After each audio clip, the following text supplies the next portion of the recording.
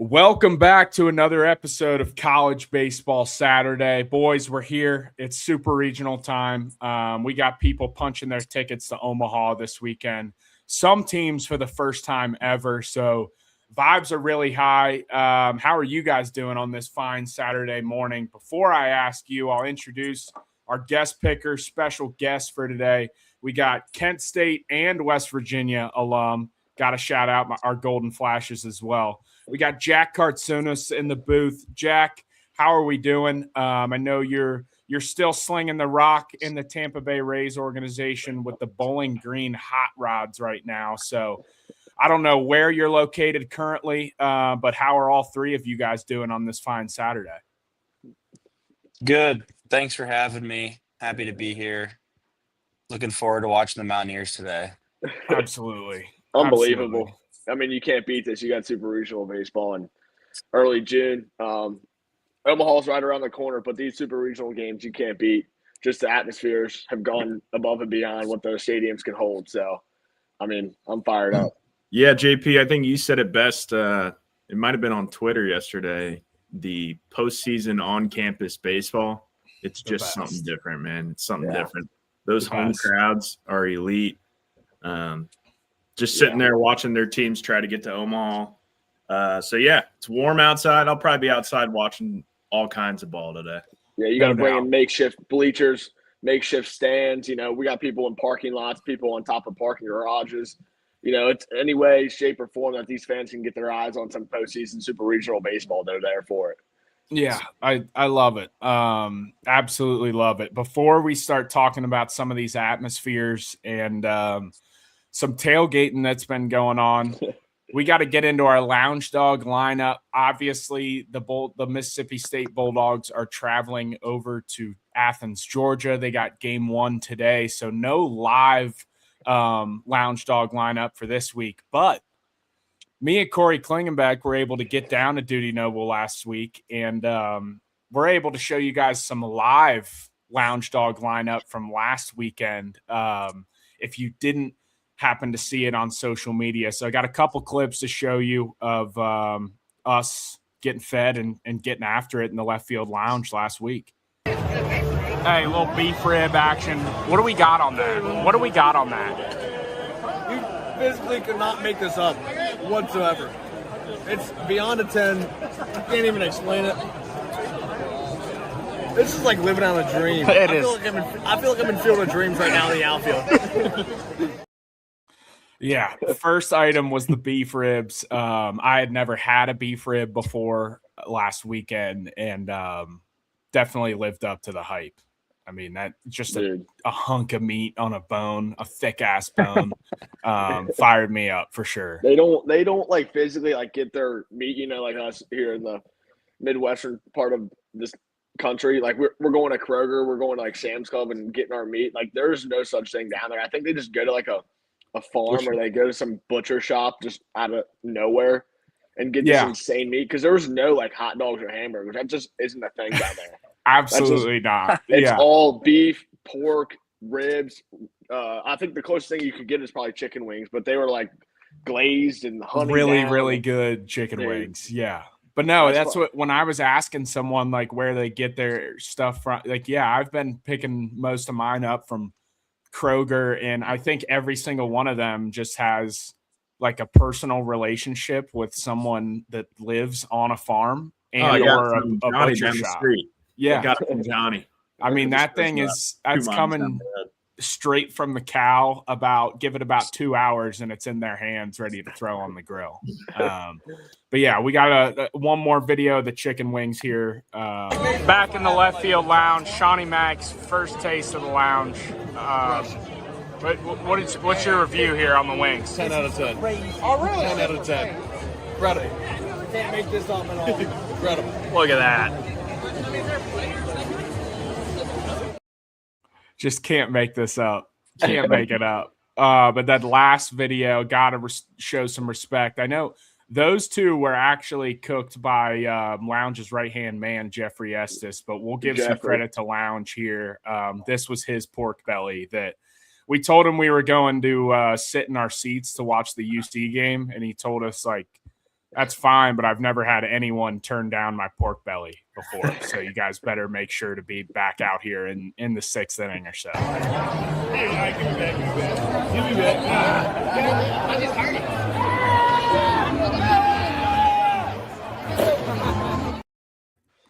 I mean, can't beat that.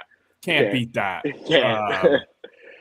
Great food, great atmosphere, great view to watch a baseball game. Can't beat it whatsoever.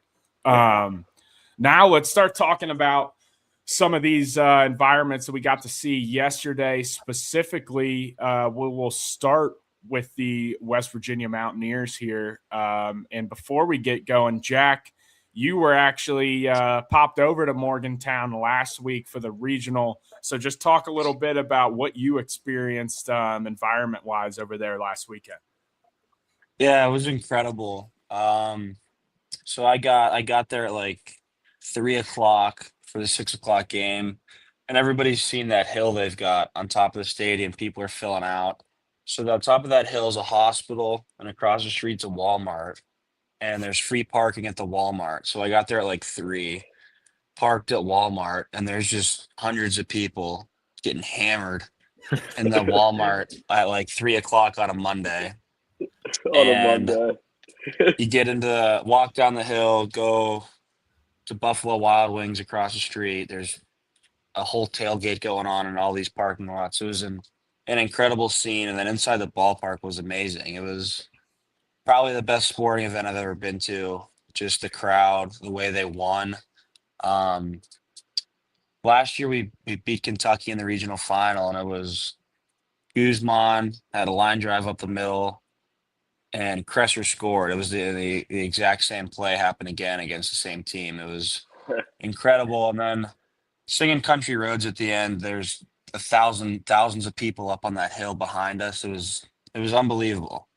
It was like when I committed to West Virginia, that's like kind of what I envisioned. And it was kind of bittersweet. We didn't get to do it last year at home, seeing all my friends. I'm really close with the staff, so seeing all those guys get to do it was an emotional experience. It was really cool.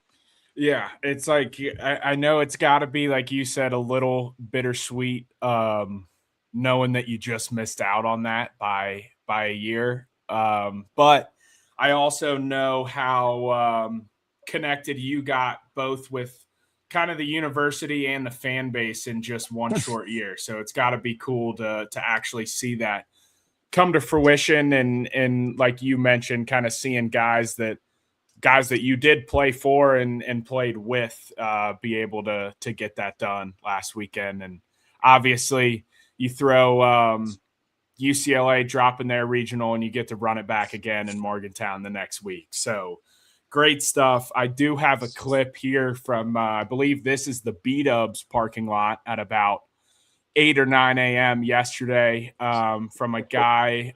He's a part of another show that I do, Moneyline Mac. He has been in the crowd getting rowdy last weekend, this weekend. He's been all over it. So here's that clip of the B-Dubs parking lot.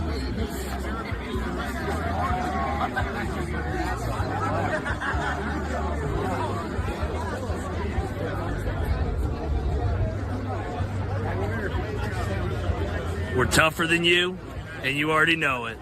Cheers, Bears. Go Ears. I love it. We had him on a live show this past week, and he was talking about, like, last week, when you get a little too drunk and you might have just like one phrase that's stuck in your head, and that's like 85% of what you're saying for like a 3-hour span. His was just, we're tougher than you. And he just kept saying it all weekend. So he's been saying it all week. Just West Virginia, we're just tougher than you. I love it. And then here is a clip. Keep in mind that this was a noon first pitch on a Friday. So I know the AD was trying to get some workers' comp out there to the people of Morgantown, but this is what they got packed into that stadium and up on Randy's Ridge here for game one yesterday.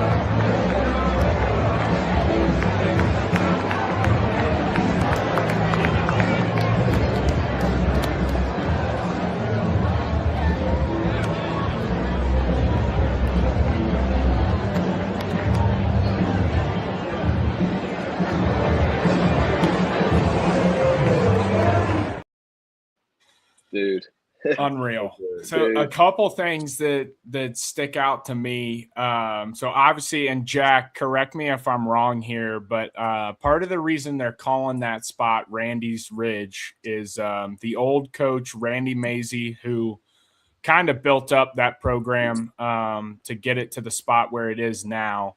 The rumor is that standing up on that hill where everyone was sitting, that was when he was looking out over a field of nothing and had the idea that this is the spot where we need to build our next baseball stadium, and had it mapped out. Obviously, they did it right. As you could see, the structure of the stadium is awesome, but that's where that kind of the story comes from, is him overlooking that area, saying this is where we need to build our baseball field. And obviously they did it, and to see where it's come now. Randy and his wife were out on Randy's Ridge passing out, and I believe this was 1,000 free pepperoni rolls to not the first 1,000 people to enter the stadium, but they're actually, this is what I love, they are encouraging people to sit up on that hill that maybe don't want to pay for tickets. And especially after last weekend, I mean, I think there were kegs, trucks, and all of the above up on that hill, and they were still encouraging the hell out of it for people to get back up there this weekend. Jack, what do you know? What did you see from Randy's Ridge last weekend?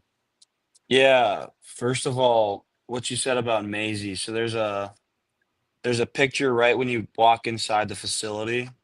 The first picture you see when you walk through the door, it's a big poster, and it's Maisie wearing his jersey, like overlooking on that hill, and there's literally nothing there. So I guess like when he came to West Virginia, that whole mountainside was completely undeveloped. There was no Walmart, it was literally a mountain.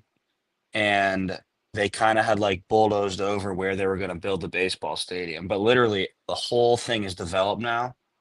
It's called University Town Center, and there was nothing there. And that was just, I mean, 15, not even 15 years ago. Yeah. So where they've come from in 15 years, he came and took over. They played a dirt field, basically like in the shadow of the Coliseum basketball arena, with like metal grandstand, no bathrooms. Like they talk about Texas would come play when they joined the Big 12, and Augie Garrido would be pissing in a porta potty, like next to the bleachers. So how far they've come in 15 years is a testament to Maisie. Did a great job. And then Sabins was with him for, I think it's maybe his 12th year with the program.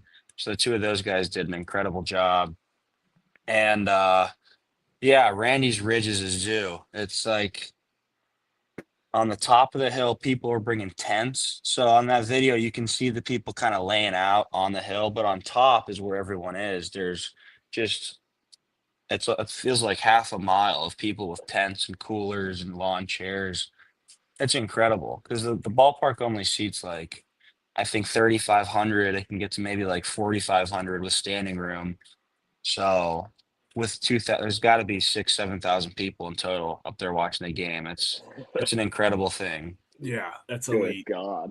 I just like that they're like anytime you don't have an actual admission ticket, but you're watching the game out, like as an AD, you know what's going on in those sections. Typically some of the more degenerate behavior, and they're just encouraging it. They love it. Yeah. I love it. Yeah, it's great. It's great. It's like the epitome of West Virginia sports. It's like I feel like a lot of places would be trying to monetize it, and it's just the sense of community there is really different. I always try to tell people you can't really understand West Virginia until you've been a part of it. That's a pretty good summary of it. It's all about the community, and they're just encouraging people to get out and support the team. And it's an incredible thing. It's awesome. No doubt. The next atmosphere I wanted to touch on, the Troy Trojans obviously hosting their first ever super regional, first ever opportunity to get to Omaha. This crowd, I mean, they're attendance capacity. Talk about overdoing your capacity. I think I saw this. they had 2,000. They had over 6,000 people My God. yesterday. I got here at 12:40. Nothing but energy the whole time. I mean, you can just see the scene set right here. I think they said they sold 4,000 tickets out there. This is going to be electric. Well, Troy won 4 straight in Gainesville, including beating the Gators. Say they opened up their football stadium. They had people at the top of the football stands watching. I anticipated, Corey, I know we talked about it, like this is a team that probably had no guess that they were going to be hosting a regional in 3 days. They were one of the last 4 teams in the whole tournament. Yeah, now they're 1 win away from Omaha. Yeah, and you have to turn around and host your own super regional. We talked about them probably not being prepared. They probably weren't, but they definitely put on a good show yesterday. Like what Jack said, I don't know how, if they were able to monetize like that outfield and have them still paying for tickets, or whether they were just trying to pack as many people in there as possible. Yeah. But they were able to coordinate a flyover too before their game, which I thought was sick. Like, yeah, so sick. Obviously, usually you only see that in Omaha, and Troy being able to get that done for the super regional, I thought was pretty elite. So That's great so stuff Southern. over there. You guys ready to hop into these games? We got 8 of them. Yeah. We got 3 Let's more talk- than we usually do. Let's mention Auburn a little bit. I mean, talk about manufacturing some people in there over the past couple of years. Like they've hosted the past 2 years super regionals. Like they're not shying away from shoving people in that stadium either. No, and that's a good point. I didn't have any clips of Auburn. I do feel like at this point it's just because that's starting to be the expectation over there. Yeah. I mean, Oh they've my been God. packing that thing out for SEC series, regionals as of recent. So that's probably a reason why there weren't many clips that were getting posted out there and going viral. But Auburn had an elite atmosphere last night. Decent amount of an Ole Miss fans in there too. So that was definitely a fun one. And then the other one, North Carolina, They hold bodies. good crowd. little bit of the wine and cheese crowd, in my opinion, for a good portion. So they had a decent amount of bodies, but not quite the energy and juice that I might be looking for.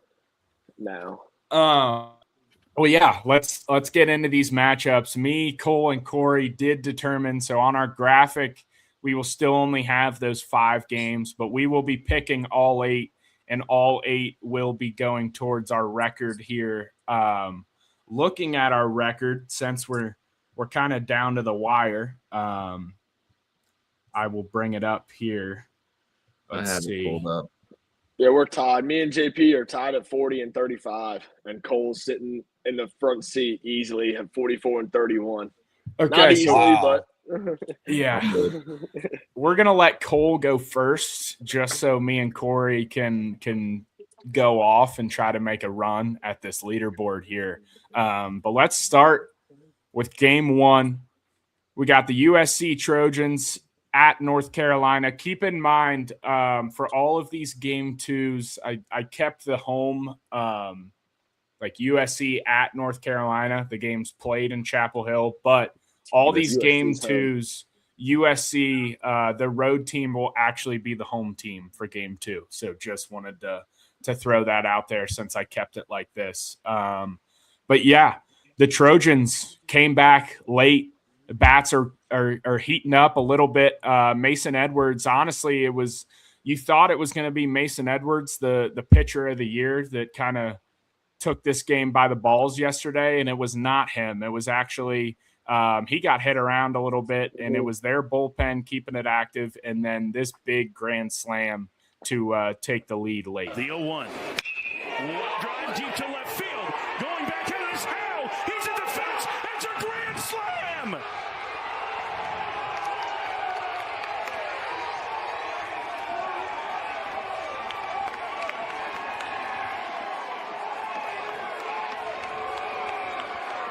Dean Carpentier has turned this game around. A grand slam has given USC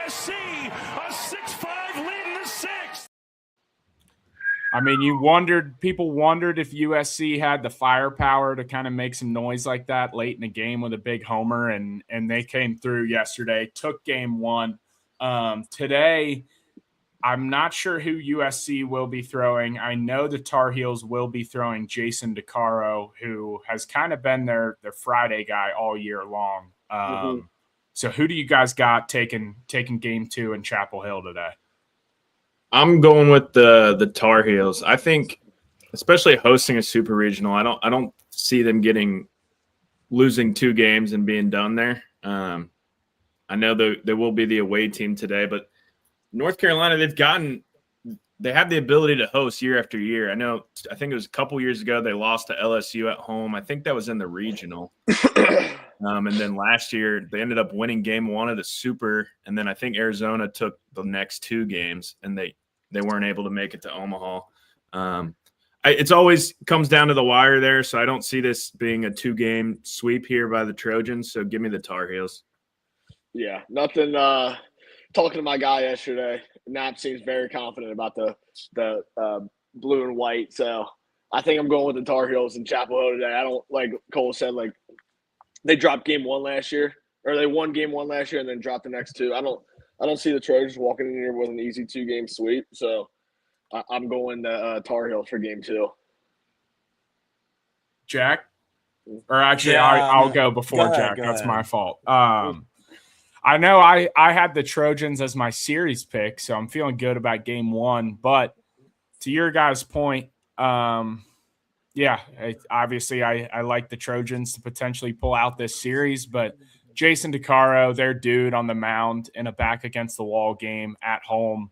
I see them getting to a rubber match, getting to a game 3. I got the Tar Heels taking this one and setting us up for a dogfight of a game 3 tomorrow. I'll go with USC. All 3 of you guys pick North Carolina. I'll take the Trojans. Okay. I don't typically like the West Coast teams, but I'll go against the grain. I'll go with USC. All right. Moving on to game 2. We got game 1 of this series. The Oregon Ducks traveling down to Austin, Texas, to take on the Longhorns as a heavy favorite in this game. I'm apologize in advance. I did not have time to pull all of the starting pitchers. I'm just kind of rolling with who I know is going. And I know the Longhorns are going with Dylan Volantis, the lefty on the mound, who has obviously we just talked about Mason Edwards, but you could argue that he's been one of the best pitchers in the year all year long as well. Oregon, this one's interesting. I know in 24 you saw them go to College Station and get beat by the Aggies, who were the runner-up, but gave them a run for their money there in that super regional. So maybe they're a bit more prepared here 2 years later, heading down to Austin. But who do we got in game 1 of this series? Yeah, I think you said it best. Volantis on the bump, it's hard to go against burnt orange. So I think it's hook 'em horns today. That atmosphere will be elite, as it always is. And I just see them taking game 1 as the heavy favorite. Yep, heavy favorite in game 1. Cole loves the Horns, but I love the Ducks, baby. I'm gonna go with the Oregon Ducks today in game 1.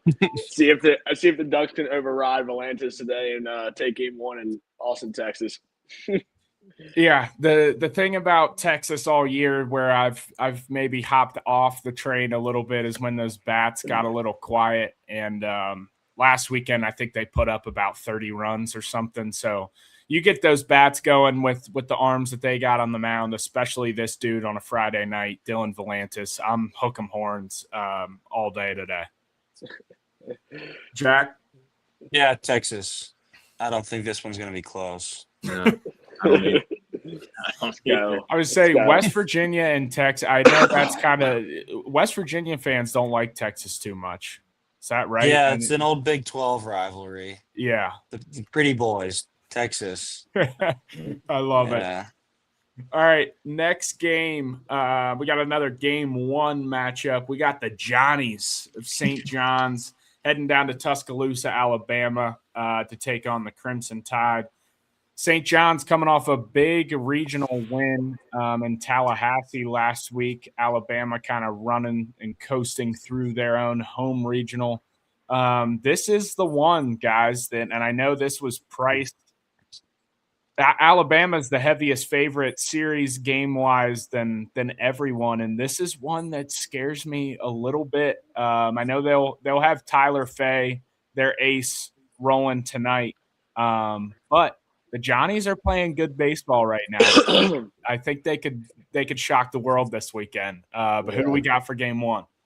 Yeah, you said it. I mean, Crimson Tide, a very heavy favorite, but I did watch some of these St. John's regional games against some of those top-end UCLA bullpen arms, and, man, their lineup was impressive to me. I thought they just had some gritty at-bats and just putting balls in play, not really striking out too much. So I'm gonna roll with the Johnnies, game one. Yeah, I knew that was coming. I love the Johnnies. The way they played ball in the regional at Florida State and Tallahassee, going from upstate New York all the way down to Tallahassee, Florida, like you can't really beat that. That's gritty right there. I don't shy away from that, like noticing that going from one end of the country to the other. But I think Will Plattner, Luke Vaughn, Justin LeBron take care of business today in game one. Nothing but the roll tide today. Yeah, this is one where I was maybe going to waver from Harding and take the Johnnies here. This was going to be one of my upset picks, but talking about trying to get myself back into the leaderboard, I mean, if Harding's taking the Johnnies, I have to take Alabama as the heavy favorite here to give myself better chances. So I think this one's going to be a great game, but for the sake of me trying to catch Harding in this race, I'm going to take our Crimson Tide at home. Another fan base that obviously football people, right? Football team hasn't had quite the success that they would like to see out of that program. I think these fans are kind of itching to get a team back on the national stage, and they'll show out this weekend. They'll be fired up down in Tuscaloosa. Mm-hmm. Jack, what do I'll you go with got? Alabama. Okay. I don't think this one's going to be close either. Fair. Don't give a piss about nothing but the Tide. Yeah. I also think I said UCLA bullpen arms when I was picking this. That's okay. I meant Florida State, just for the record. All right. I'm still rolling with the Johnnies. All right. And now another game one matchup, our first game of today. Maybe the series that I will be tuned into the most. Got the Mississippi State Bulldogs driving east to Athens to take on the Georgia Bulldogs. We got Georgia, the SEC regular season tournament champs, against the Mississippi State Bulldogs, who, Kling, we talked about it, got to see him in person last week, looked very, very good. And if you've been watching any of Brian O'Connor's Virginia teams the past few years, you know that he gets these dudes ready to go and usually playing some really good baseball come June. So I think this one is going to be a dogfight. Mississippi State will be throwing Tomas Valinkis, and the Georgia Bulldogs will be throwing Joey Volchko. So no surprises here. This is ace on ace, what we've seen all year long. And this is going to be a damn good baseball game for an 11 a.m. local start. So who do we got in game one here? Yeah, a couple factors go into this for me. Mississippi State and Georgia. Georgia went to Starkville in the regular season and swept Mississippi State at home, which is, I mean, that was like middle of the conference play. We saw I think they lost 6 straight home games. I know we touched on it a couple times. Mississippi State gets a chance to go to Athens. Coach O'Connor, first year there, he knows how to get the guys to Omaha. He's been a couple times when he was at UVA. So I had the Dogs winning, the Mississippi State Bulldogs winning this series. And going to Omaha, I have them winning game one. I think winning game one's the big key to that. So give me the Mississippi State Bulldogs. I say, just to add on to that, beat them in the SEC tournament as well. So the Georgia is 4-0 against Mississippi State. And then I did not mention Trey Phelps obviously will be sitting out of game one because of his ejection from last week. So just another note there. Kling? Yeah, I don't know. I mean, this one's going hard. I guess it's going to be tough. Like, going into Athens, game 5 of this potential 7-game series, and Georgia's 4-0 already.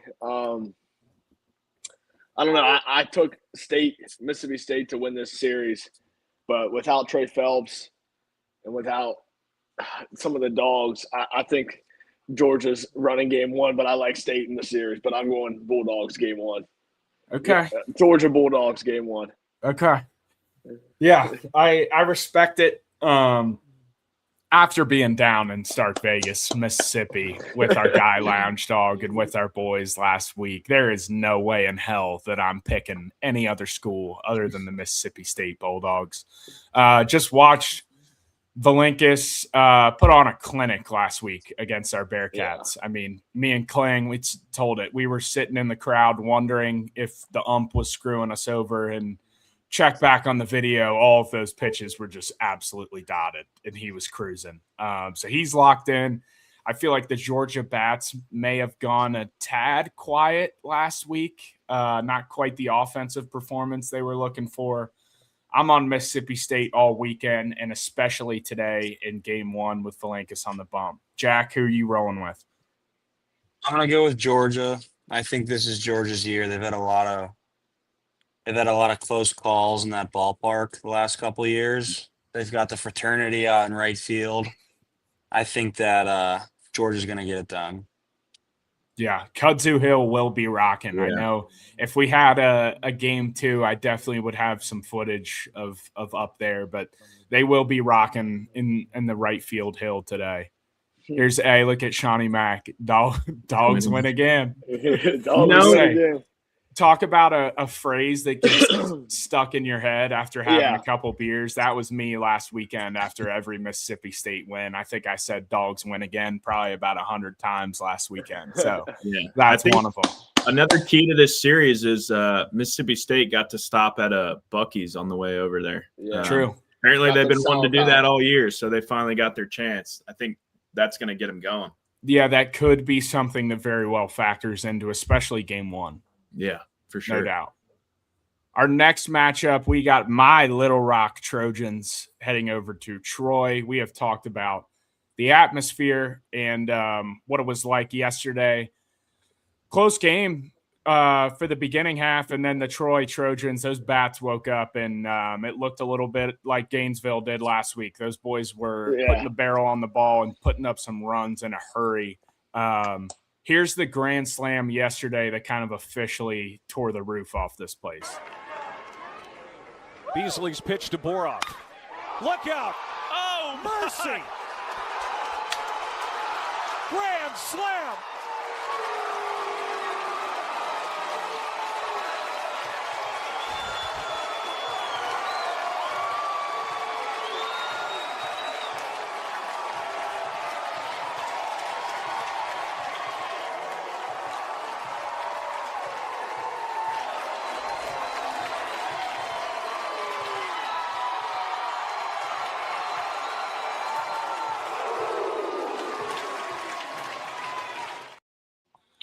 And I want to talk about for a second that kid specifically, Jay Boroff. Get this, guys. You want to know what he was hitting going into the NCAA tournament? Probably keep in mind, has been playing for majority of the year. Like 210. He was hitting 185 entering the NCAA tournament. He has now gotten his batting average up to 270. He's hit 6 home runs in the tournament. I think 2 grand slams. He had 2 homers yesterday. The kid's on an absolute tear right now. Now, I heard someone say, because I was watching when he hit the grand slam, and I think they said the 6th home run of the tournament ties like an NCAA tournament record. Now, I don't know if that means regional, super regional, and Omaha, but I felt like that was kind of a low number. Yeah, because Chase Fralick for Auburn, I believe he has like 5 or 6 too. Really? And they were saying, you got to think between regionals, supers, and Omaha that we've had a dude hit more than 6, but maybe not. I don't know. Aren't they they're calling him the Jabe or something instead of the Babe? They might be. They could call him just about anything they want to right now. That Johnny kid's going off. But Yeah, how about that? Hitting 185 going into the tournament, and now he's just the dude in that lineup. I think he's in the 8 or 9 hole, just absolutely crushing shit right now. Right. Like, what did he do? Like, what did he change, you think? Just Santa. Yeah. I don't know. He might have drank like 18 beers before he went down to Gainesville. Possibly. He could have. Just a mental reset. Yeah. Get yourself back in a good headspace. But yeah, Jay Boroff and the Trojans are absolutely rolling right now. Who do we got for game 2 in this matchup today? Yeah, I think Little Rock, I mean, it was fun while it lasted for him, but I just don't see them having any pitching to hold this lineup for Troy. I'm going to keep it pretty simple and just roll with Troy. And I don't think this one's going to be close. Yeah. Nothing but protection down there in Troy, Alabama. Trojan on Trojan battle, baby. What do you say? No, I don't see the Troy Trojans letting up whatsoever. Yeah, it was fun, like you said, Cole. It was fun to see these boys battle through their regional and get to Troy, Alabama first off. But I don't know. After yesterday's win, it's just hard to pick them for game 2. It's hard. I mean, I know a lot of us know college baseball, and we've been betting on college baseball, and nothing has gone my way, like I said last night. But that being said, you're confident about this one? I am, but I'm going to go not too fast, baby. I'm going to Little Rock Trojans right here for game 2. I'm going Little Rock to see if they can force a game 3. Yeah, I was going to say, I think the total opposite. When you guys say the run's over, they're going to take care of this one, and it's not going to be close. I'm going back to Coach Curry's press conferences about this team never giving up, not scared of anyone. I mean, guys, we talked about it. This is a team I picked in my Omaha 8 in January. If you think I'm picking any other team other than the Little Rock Trojans, you're absolutely insane. These guys are going to give them hell today and force a rubber match and make this thing interesting. Yeah. Give me the Little Rock Trojans all day. Back against the wall. Look in the mirror and show me what you're made of right now. Before we get to Jack, but I want to say this is a series that's going to go to a rubber match tomorrow and go to 16 innings game 3 and just be a dogfight. Yeah, just a mid-major dogfight. Scored. Yeah, 16-14. Yeah, we got position players throwing in the 14th, 15th inning just to get the outs, just to get the bats in the lineup. I could see this happening tomorrow. Dudes throwing 150 pitches in a weekend that are going to be on LinkedIn in a month and a half. Hell yeah! I hope that's what we're seeing. Nice. Absolutely. What you got, Jack? I'm taking Troy. They're gonna earn the right to get the shit kicked out of them by West Virginia next week in game 1 in Omaha. Let's go. All right, next game we got Ole Miss at the Auburn Tigers. This was a great ball game, but a little bit of what we expected. I think Ole Miss scored 5 of their 6 runs from the long ball. And when you talk about watching college baseball, comparing it to the MLB, this, at least game 1, was a very modern baseball game. A lot of homers, a lot of strikeouts, and some good pitching as well, but a decent amount of swing and miss in both of those lineups. But yeah, hard-fought game. Rebels came out on top last night, and I do have the probable pitching matchups right here. I remember they showed them on the broadcast last night, so I got sped up and got a little picture here. The Rebels will be throwing Taylor Rabe. He is 5-3 with a 3.84 ERA. 90 strikeouts, only 10 walks on the year, so that'll play a little bit. And then Auburn will be throwing Alex Petrovich. He's 10-2 with a 3.19 ERA. 87 strikeouts and 22 walks. Yeah, we got the Rebels up 1-0. Who do we got taking game 2 in Auburn, Alabama today? Yeah, watching last night, they kind of spoke on even the pitching matchup last night and how they thought runs would be hard to come by. I think they expect the same thing tonight. They said the pitching matchup will be pretty elite. Probably not a ton of runs to be scored in this game.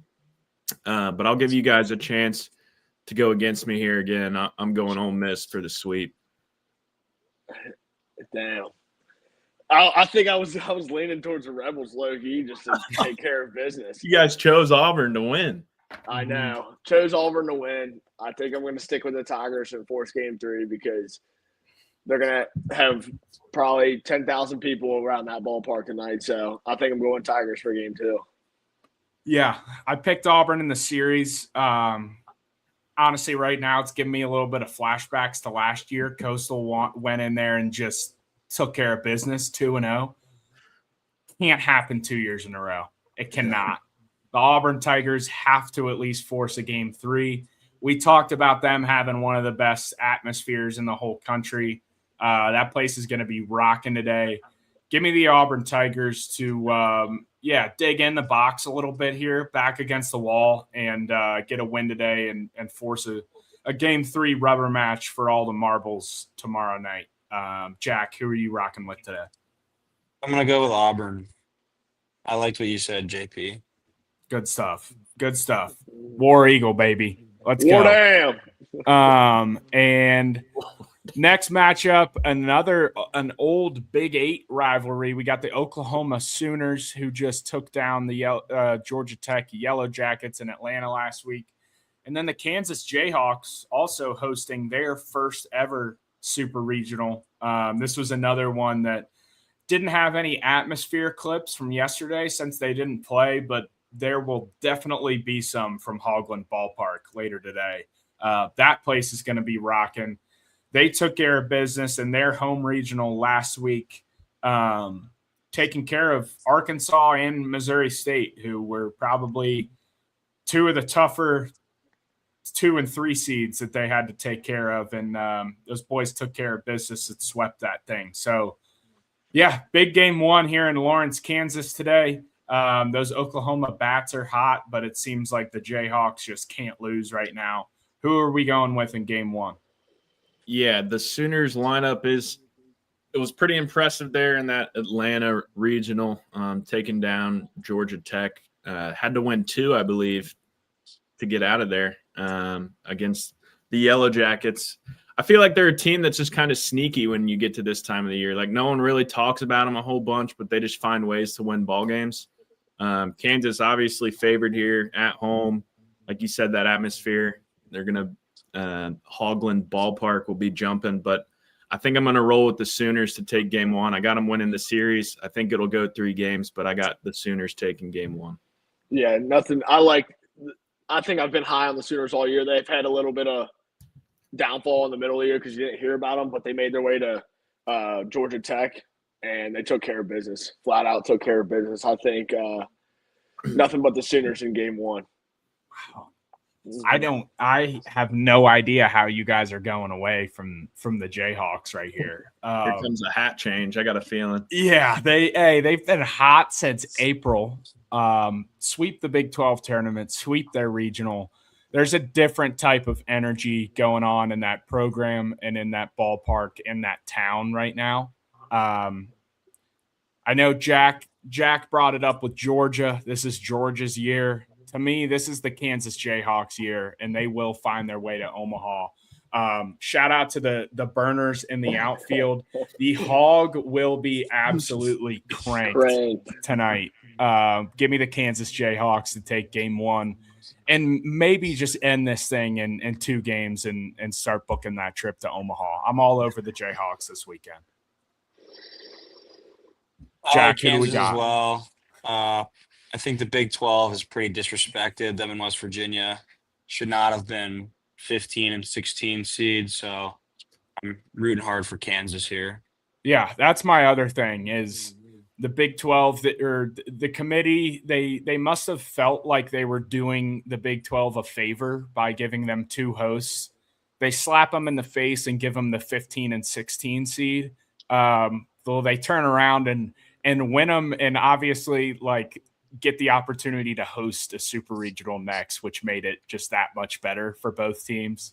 So yeah, I'm with you. I'm also pulling for both of these Big 12 teams to get to Omaha after what the committee did seeding wise. Mm-hmm. And now our last game, our game of the week, the Cal Poly Mustangs rolling in Morgantown, West Virginia. I don't know who Cal Poly's throwing on the mound today. I'm not sure. Doesn't matter. I'm not sure it really even matters. The Mountaineers got Max Yale on the bump today. Their dude, their ace. Montesa is in the bullpen. He's ready to rock. They took belt to ass yesterday in game 1. Pat McAfee in the front row. This place is buzzing right now. I'll just go ahead and give my pick now. I'm all over the Mountaineers. Cheers, beers, and nears. I don't know what the hell they say, but I'm all for it this weekend. Give me the Mountaineers to punch that ticket to Omaha today and get it done. Yeah, I was watching game 1 at work yesterday. Had a little downtime in the middle of the day, turned it on. The Mustangs looked like they tried to hang in there early, couple runs early, but then the Mountaineers just blew it open. I think the atmosphere was too much for Cal Poly. They didn't really know where they were or what was going on, and then they looked up and it was 12-2. I'm all over the Mountaineers too. I think this would be their first time going to Omaha, I believe. Is that correct, Jack? Yes, sir. Yeah. Give me the Mountaineers to punch their first ticket to Omaha. Let's go. Yeah, like you said, we can't live it down. I think it's going to be a sweep across the board. I think I'm going cheers, beers, a lot of beers, and a lot of Mountaineers today. It's all but nothing but the freaking Mountaineers on the hill, in the parking lots, probably already drunk, probably already tailgating. They're eating food. Pat McAfee's buzzed. I mean, nothing but Mountaineers today in game 2 and punching their ticket to College World Series in Omaha, Nebraska. Jack, fire us up. Fire us up one time. Yeah, I'm with you guys. I think talked about Volantis. Max Yale's the best left-handed pitcher in the country, in my opinion. He doesn't get talked about enough. He's up for National Pitcher of the Year. A lot of talk about Mason Edwards, Dylan Volantis. Nobody does it like Max Yale. He's 6'7", crossfire, throws 96 miles an hour. I think Cal Poly's outgunned and outmanned. This is going to be a bloodbath in Morgantown today. They're going to be burning couches. The game's going to take too long because we're going to score too many runs, and then they're going to get the beers going in Morgantown. Yeah, it's going to be great. All right, full game sweep. So you guys got to stay tuned in for a minute. We're all going to celebrate this one together.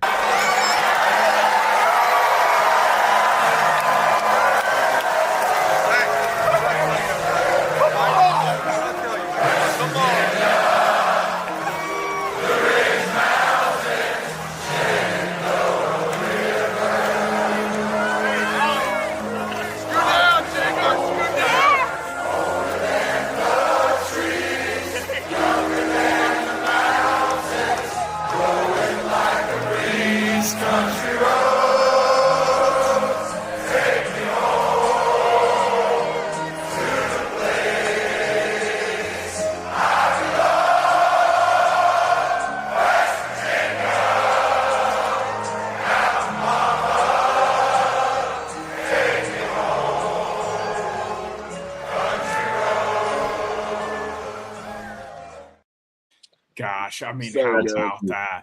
That fires me up. Right there. Yeah. That fires me up. All right. Well, yeah, we're all over the Mountaineers today. I can't wait to see that scene, hopefully early or later today, when that fan base punches their first ticket to Omaha. No, I'm with you guys, though. Those boys from San Luis Obispo probably had no clue what the hell was going on when they landed in Morgantown and people were drunk and eating pepperoni rolls at 9 a.m. on a Friday. They're just not ready for it. But yeah, thank you guys, everyone, for listening today. We will be back next week live from Omaha for the World Series. Jack, thank you for spending some time with us today. Best of luck on all of your endeavors here in minor league ball with the Bowling Green hot rods. Keep those boys hot and heavy and rolling. But yeah, thanks everybody for listening. Go ahead and hit that subscribe button. We appreciate it very much. Jack, thank you again. And thanks, let's Jack. have a Saturday, boys. What do you say? Yeah. Thanks for having me, guys. Absolutely. Enjoy Omaha. Yes, we will. I'm going to make some Mountaineer friends out there. That's for sure. Oh my God. You're going to love them. A lot more than I would Cal Poly. I'm sure I can bank on that. So yeah, go Mountaineers. Let's have a Saturday, boys.